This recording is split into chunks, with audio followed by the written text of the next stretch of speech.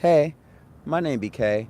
If you're new to the channel, hi, I'm a spiritual guru, spiritual renegade, and I am just here doing my little thug thizzle.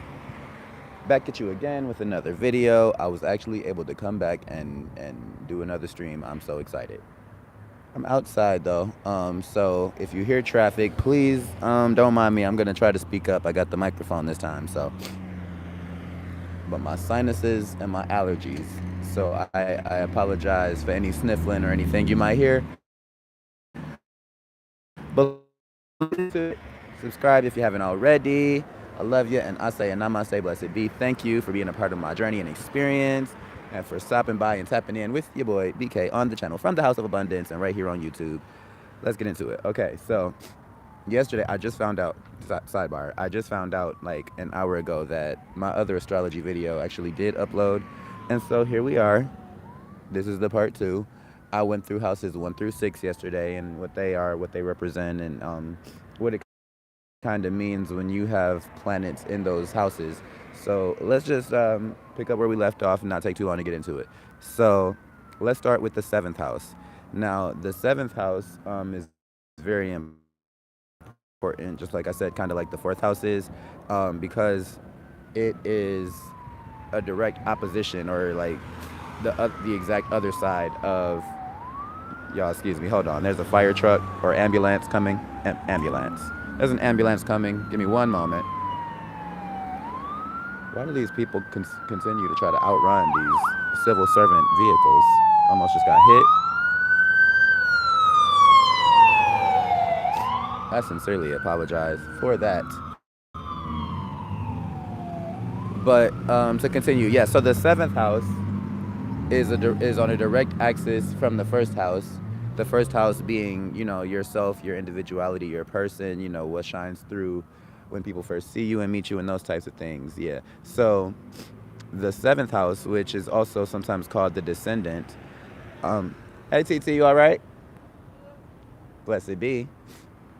And it can represent, in a lot of ways, your dark side, your shadow side, your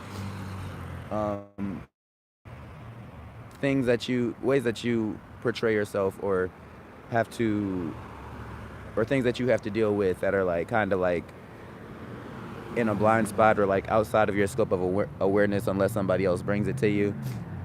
But the 7th house usually and traditionally is represented by the sign of Virgo. I'm sorry, not Virgo, but Libra. The sign of Libra, which represents balance, fairness, political correctness, charm, attraction. It's a very mental sign. The way I kind of see Libra is like it's a very kind of light-hearted, kind of fun, like party type of sign. But at the same time, it can also be at least one other thing, because there's always, at least 2 sides to the scales. So with the 7th house, and the 7th house kind of also representing like relationships, how you interact with people in like a one-on-one setting, the ways in which you show up in personal relationships, and the things that you are looking to get out of said personal relationships. And some people look at it, the 7th house, as, especially if you have planets in this house representing like your other half, your opposite, your anima, your divine counterpart, or whatever you'd like to call it. But the aspects of what you're needing to get out of interacting with anybody else.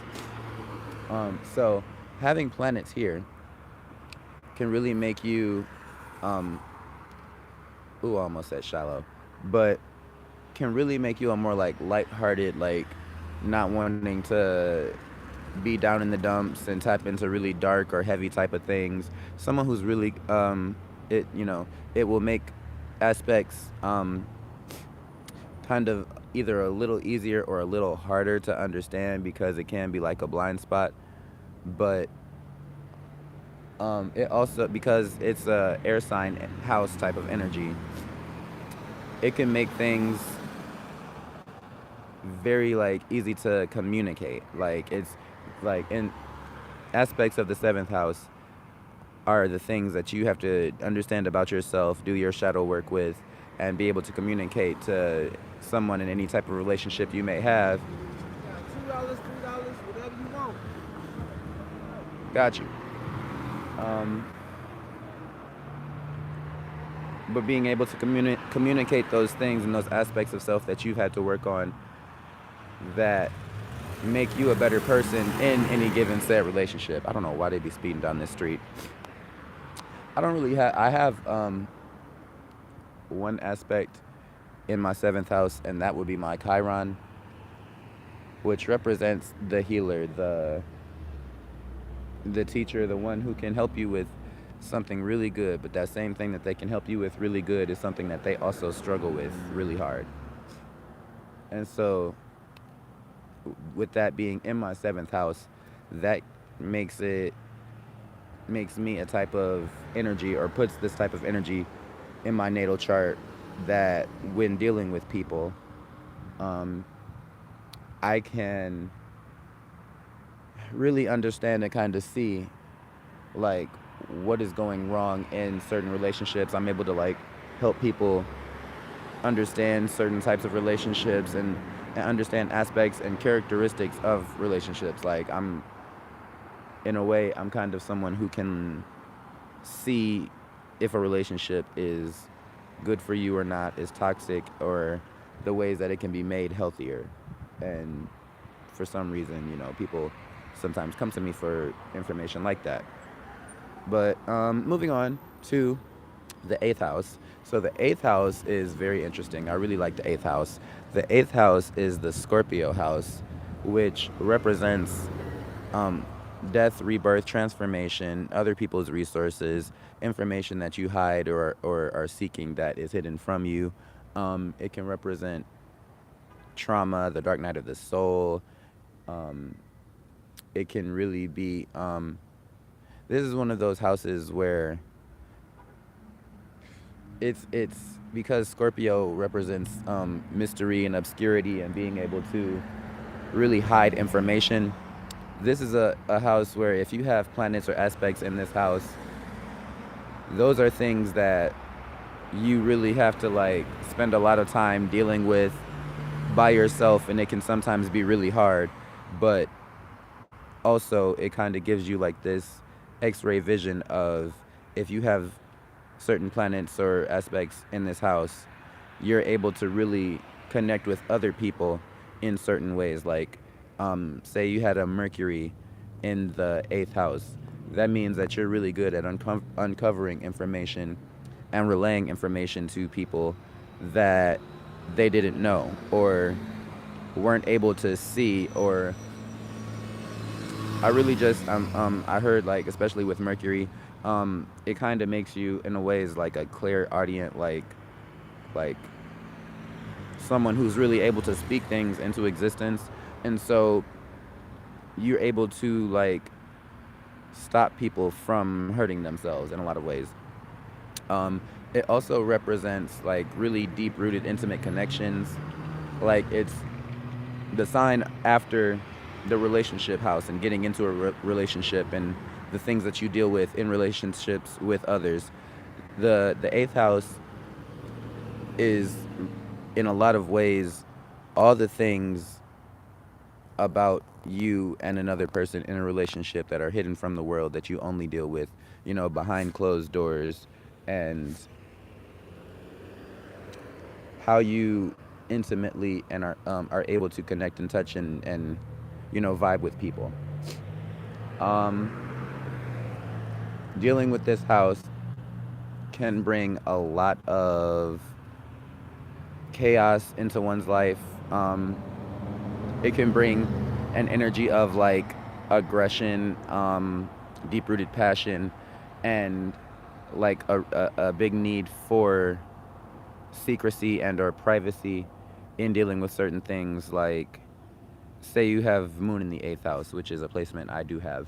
um, I am really good at putting aside or um, really like not showing my more so chaotic feeling, negative or low vibing emotions, and those are things that I do deal with, but I'm able to deal with those things by myself in my own ways. Like, um, I really kind of see the eighth house as like the psychology house. It's all the ways that your mind is needing to heal things and evolve from a place, and also a way that you're using your inner self, your inner resources, and the things that you know that other people don't, to be able to evaluate and see the world and uncover things about the world around you and other people that would normally not be shown and brought to the surface.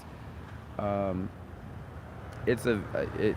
This is one of those houses. I really like I said, this is my favorite house because I could talk about this all day, but because it's the Scorpio house, it's a little different for everybody, and there's literally no way to know everything because it's the house of hidden knowledge that you hide and knowledge that you're looking for.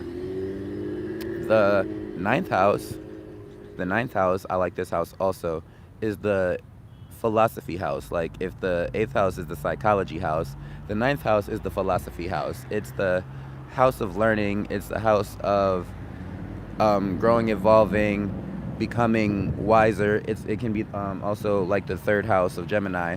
Um, it can be a house of traveling, whereas the Gemini house, the third house, is like short travels and like traveling in your local area. The Sagittarius house is more so like traveling, studying abroad. Like, it's like the university house, and it's the house where you use those insights and knowledge and all the things you gain, in relation to other people and their resources from the eighth house. It's what you really, believe and value, and how you think about those things and how you use those things to elevate and to help other people. Sorry, y'all, excuse me, the traffic. But the air is really nice here. The ninth house is the house of, it's the Sagittarius house, right? So it's the house in a lot of ways of understanding the animal part of you, but also understanding and understanding and growing the human part of you, in order to like basically tame that beast of, I act a certain way because I know certain things, but as I know better and grow better, I'm inevitably it's gonna show better. Um, this is the house where, if you have a lot of planets or aspects in this house, you have a thirst for learning about those things. It's a very jolly, fun, bubbly sign type of house. So it's like, these are the things that excite you. These are the things that you want to talk about and learn about and bring into your life in a way that you feel like certain things will help you to become a more evolved and knowledgeable person. I'm really seeing, like, say, like an example of, say you have like Venus in the ninth house. So in your life and on your journey, in your evolution, you will always have this thirst of wanting to learn about love, what love truly is, and how, and it could be an indication of, like, you will find love and things that you value and things that light your inner passion by moving to another place, or when you're traveling, or in foreign locations. Basically, it's it can represent foreign locations, different cultures, different ways of thinking, like, and always wanting to know the next thing, but also wanting to, again, share the knowledge that you have with the people around you. I consider, from like the ninth house to the 12th house, to be like the houses of like spiritual evolution, ascension, and graduation. They're the more spiritual signs and the more spiritual houses, because these are the houses where you're very far away from your ego, and it's really more so in interacting with the world around you and understanding and knowing concepts.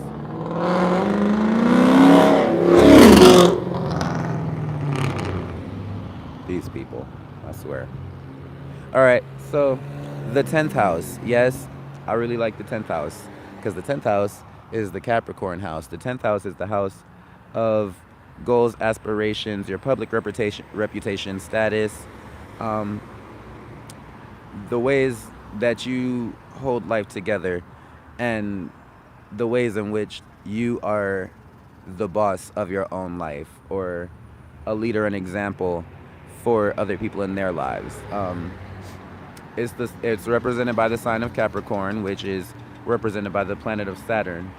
Saturn represents obstacles, delays, institutions, like the law, the established, the status quo, and in a lot of ways it can represent, addictions, traumas, fears, and did I say blockages, like obstacles?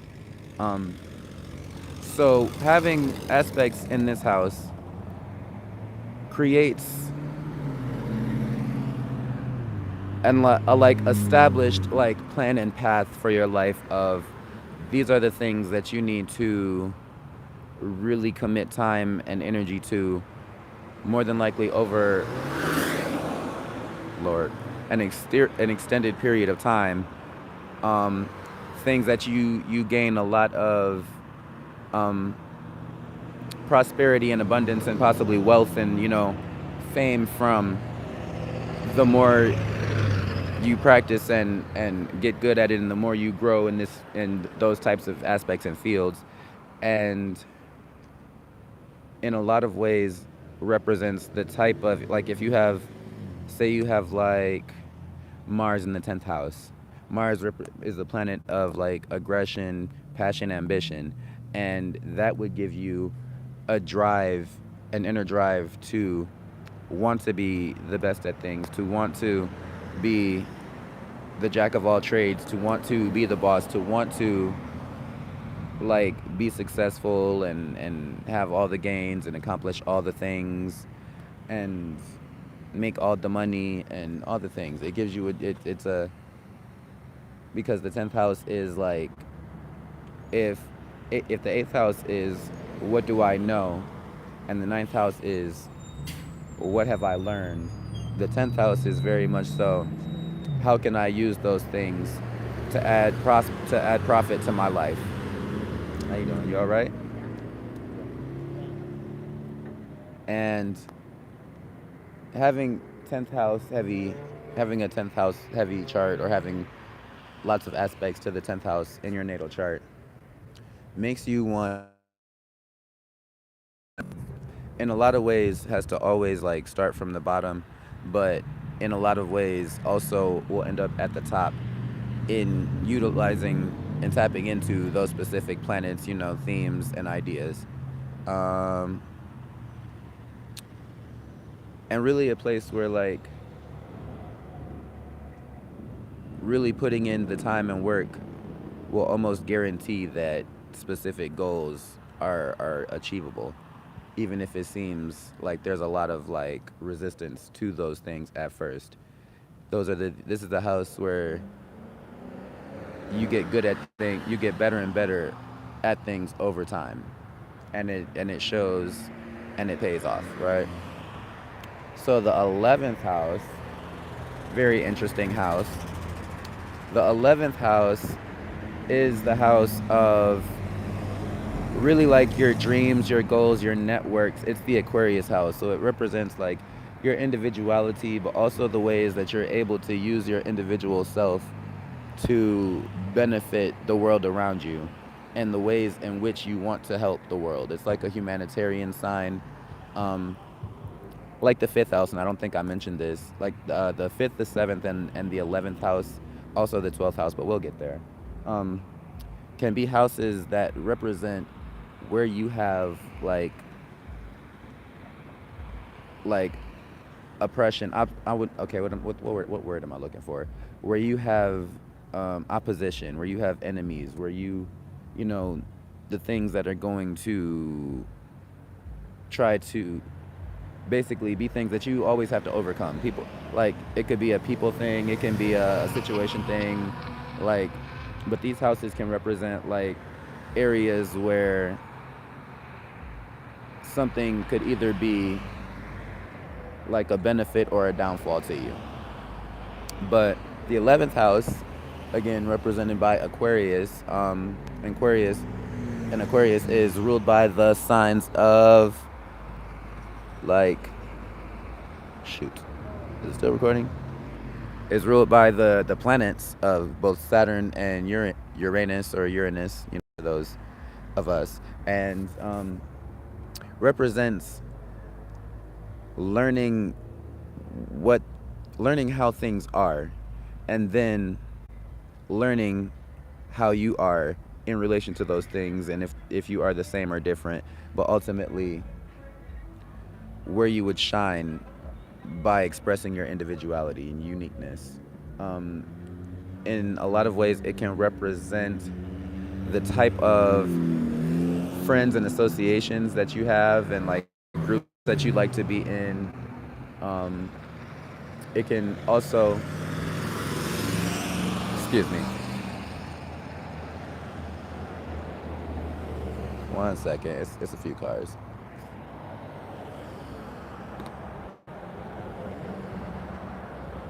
Okay, here we go. So the 11th house can also represent, like the 10th house is goals and accomplishments. The 11th house is like dreams and wishes. Like, if you have a lot of planets or aspects to the 11th house, it can make those things easy, either really easy to come by for you or really difficult. It can make, like, okay, say you have, let's see, what planet did I not talk about? Say you have Jupiter in the 11th house, right? And Jupiter is expansion and gains, luck, and, you know, fun things, exploration. So having Jupiter in the 11th house would make you a person who has a lot of social networks, has a lot of like associations, is probably has dreams of like having it all, basically, always moving to the next thing. And it can also make that planet of Jupiter, the 11th house can make that planet of Jupiter one that is kind of like finicky, whereas like Jupiter with, you know, in a good sign, or aspected with, you know, an auspicious sign that is beneficial to it, a benefic they call it, makes you one who has like a lot of good luck and divine timing, and, you know, things are easy to get. Having that in the 11th house can make it like a really unexpected, finicky, like fickle, like sometimes it's there, sometimes it's not, you know, it's like heads or tails of how things are actually going to go for you. I actually have a stellium in the 11th house. Making a video. I'm a YouTuber. They don't have to see me. They know who I am. My name BK. They can see the sky. I'm making an astrology video, meaning I'm talking about the planets and the stars. You know, why not have a good little skyscape of, you know. How many followers you got? Like 450 right now. But, you know, it's always a growth. It's always a progress. We always working. So how you make a video without nobody seeing you? They do see me, and most of the time they do see me. It's just I do something different every day, you know. But how do you make a video? I'm on the phone right here. It's recording. No, I don't have to always show my face. I'm not seeing you. I'm asking. Oh, like how do you make a video without showing your face? No. I'm saying how do you do a YouTube video without, you know, that thing that they use to go viral? The ring lights and right, all that good stuff. The I thought setup. that's the only way you can go viral. Oh no. It's a million ways to skin a cat, and YouTube University has so many different things That's on what it. I was asking you, how do you make a video? You just literally go on YouTube, and it's a button that says upload a video, go live, all that good stuff. Oh, I never tried it. It's a lot easy. It's really easy once you like start playing with it. But I've been doing it for a few years. It's literally you can And you record get on. paid for that, don't you? Eventually, yeah. They don't pay you. I'm not monetized yet, but again, like I said, What does that mean? monetized just means like they're basically Watching your viewers. what they're looking at your viewers, but they're putting commercials and ads on your videos so that they're saying you basically have enough people that are looking at you where you can basically promote and sell products. So you make money by people watching the ads. Influencer, influencer, whatever you call that shit. It's basically the same thing. You not scared to just be hanging out here? This is my stomping grounds. I grew up here. I'm sorry, the people. As I was saying, I actually have a stellium in my natal chart in the 11th house, meaning there are a lot of planets there. So when it comes to me and my social networks and the people I'm able to associate with, the dreams and goals that I have in the ways that I'm able to connect and network out here varies a lot. My sun is in the 11th house, so my body, my shine, my actions, my ego, and just the way I act and show up in life is, I guess you could say, in a lot of ways, I'm weird. I could say that. I'm unique. I do study a lot, so I could say I know a thing or two, but of course I don't know everything, and I can always be wrong. But there's just, like, I don't know. For me, it's almost like you just never know what flavor of the day you might get that day, or who you might run into. Um, but yeah, it's a very friendly house, but it can also represent people or places or things that are not so friendly for you. You just have to look at the sign and the aspects and the placements that are there. Um, is there much more to say about it? I don't think so. And finally, last but not leastly, and oh shoot, I dropped the phone, y'all. Here's my face. Hi.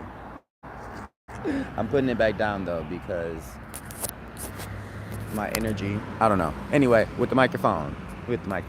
So, lastly but not leastly, and honestly, one of my favorite houses, like the 8th house, is the 12th house, and the 12th house kind of represents your unconscious self, or the collective unconscious, or just things that you are unaware of, like things that show up in your life and the ways that you show up in life that other people around you can see and notice and be aware of, but for you, because it's coming from a place of unconscious, subconscious, like these are things that you don't even think about that have to be brought to your attention.